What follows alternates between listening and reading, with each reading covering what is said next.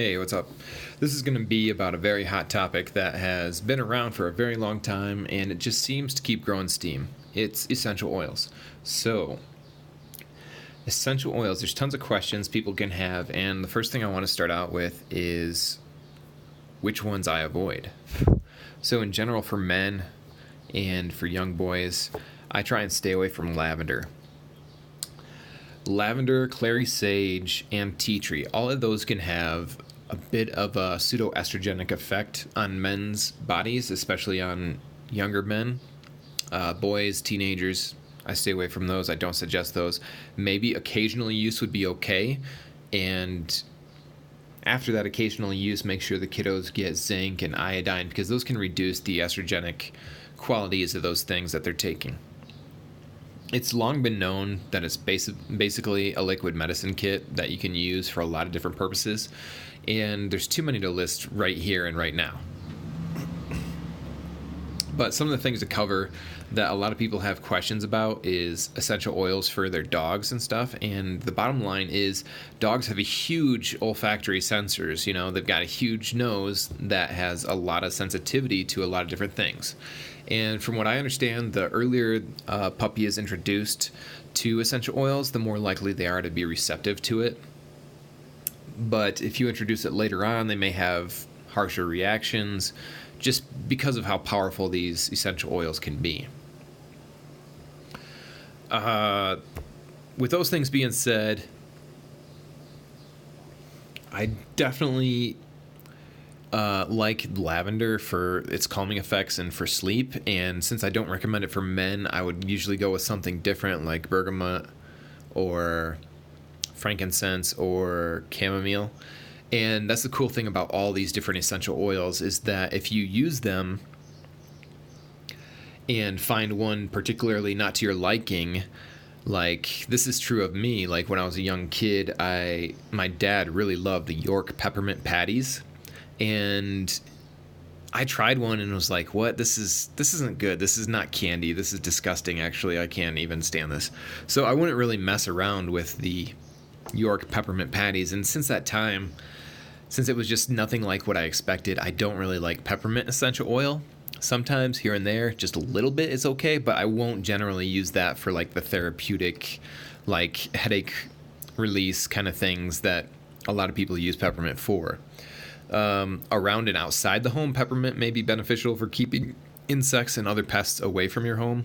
So that's great. I like doing that because I don't have to smell it in general when it's outside my home. Other than that, yeah, I just recently made a Thieves Blend roll-on that I put on my Instagram, which I really like that because I've been applying it all over my abdomen, and that's been helping me with a lot of different digestive issues. If you've seen any of my other videos, you probably know what I'm talking about. But yeah, Thieves is great because it's got cloves and cinnamon, and those are very antiparasitic. The other one in the antiparasitic realm that's most popular would be like oregano oil.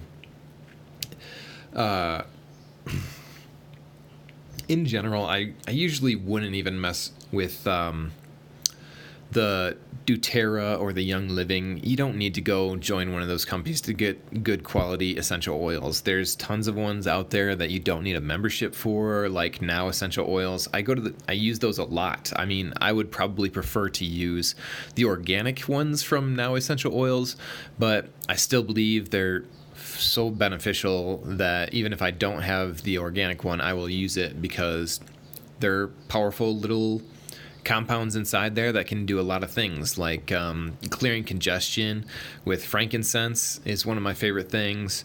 There's a lot of different blends out there that I really like as well. Like on my Instagram, I also just posted about Smiles for Miles, which is pretty interesting. Smiles for Miles is almost the exact same recipe as the original Coca-Cola. Yeah, a lot of our foods and fragrances and drinks and beverages, all those things used to have essential oils as additives. And nowadays we're steering clear of that because taking them internally with a lot of people that already have very poor gut health is just a bad combination for most people because it may not be as beneficial for our digestive tract to take it internally. In general, yeah, I try and stay away from that. And the other thing is, back in those days, Coca-Cola was bottled into glasses, and nowadays everything is plastic, basically. So I try and stay away from anything that has essential oils in it that is bottled into a plastic bottle, because those essential oils have the ability to increase the leaching process of the plastic into the product of whatever it is that you are using, whether it's soap, shampoo, or who knows what else. So yeah, a lot of the things in our life, like peppermint gum, spearmint gum, those things wouldn't exist without essential oils. Mouthwashes, mouth sprays, yeah, they all had their start, and then they started transitioning to synthetic chemicals and stuff and getting away from nature, which is a terrible idea. And a lot of our health problems now are being compounded because of all the synthetic, non-real foods and non-real things that we're putting inside our body. So Oracea is another good company out there that's really easy to get. I think they're like double the price of Now products usually, and usually I don't think you really need to go for that.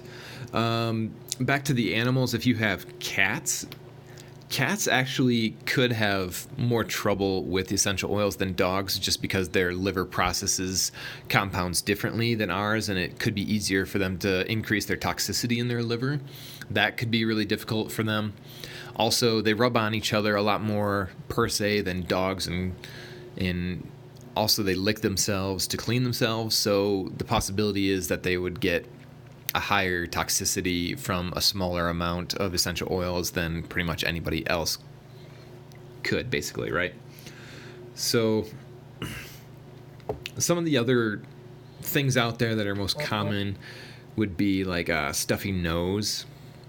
You could easily use a lot of different essential oils to help relieve that. Eucalyptus would be great. There's blends out there by Now called Clear the Air. I really, really like that. For relieving stress, I really like frankincense and orange oil. Orange oils, mandarin, tangerine, they're all slightly a bit different, even though they're all in the citrus family, but those should all have a nice uplifting quality. And Now Oils also has good uplifting blend that I like called Cheer Up Buttercup, and that's mainly a bunch of different citrus oils all put together. And limonene can be really beneficial for your skin health, which is found in a lot of those citrus blends. Grapefruit, I had people actually tell me that they used grapefruit regularly on some skin cancers and completely reversed it. So that's pretty cool. The Truth About Cancer has some other information about how this one girl took frankincense and put a drop on her tongue and pressed it to the roof of her mouth, just a small amount every single day, and she said she got rid of her brain cancer that way.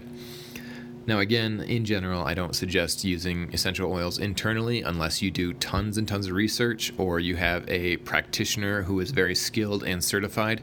And the other thing about that, there's not really any American certification standards for essential oils in America. Now, in Europe, there's a lot of different essential oil standards and certifications and things, but are you going to run into those people here? Probably not. It's going to be very rare to find a European certified individual here in the United States or Canada that has lots of experience using and administering essential oils internally. I've also heard of these practitioners who swear that pregnant women shouldn't touch it at all, but there are other formulas and formulations out there that say after the first trimester you could be fine using certain essential oils, and there's a pretty long list of essential oils that are beneficial and that could be good for you. It's interesting also that there's a company called Olbus Oils, and they've got like an inhaler essential oil blend that can help you breathe better. They also have Olbus cough drops, which has soothing vapors similar to like Vicks, but it's more closer to nature and uses a lot of essential oils. So the interesting thing about that was doing research, I found that they suggest, this one particular source said that you should never use wintergreen essential oils, and that's actually one of the components in these Olbus products. And wintergreen can be amazing for how well it can clear up congestion and sinus issues and stuff like that. But there's still a lot of caution because essential oils are so powerful that you might not want to get those close to any mucoidal mucous membranes or anything like that. So another thing when doing research that I found was if you are in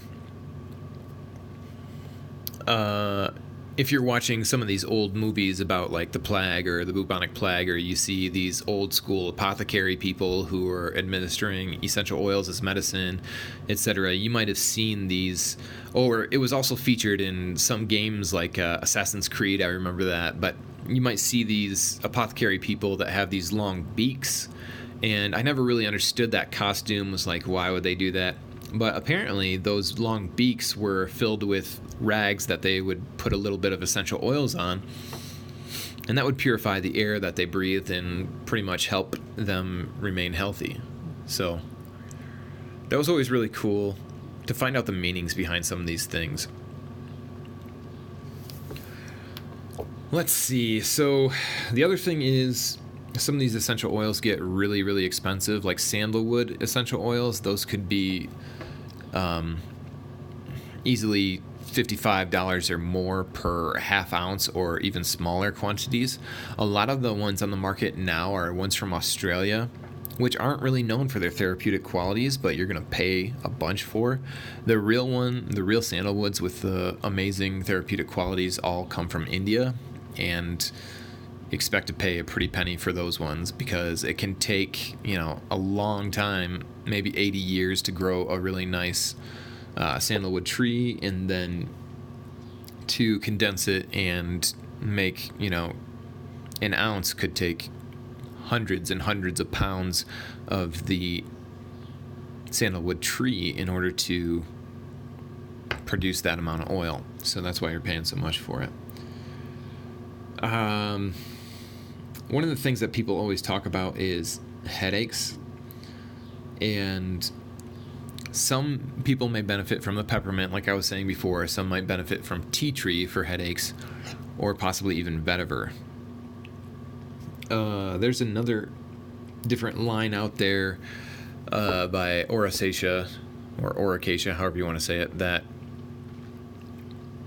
they have all about stimulating your energy throughout your body. It's like different chakra blends and formulations and stuff, and the vetiver is like grounding and stuff. So there's really so much to do the essential oils, and this has really just been like a quick run through of some of the basic uses and information out there about essential oils. And yeah, guys, I definitely suggest that you guys get a handful of them.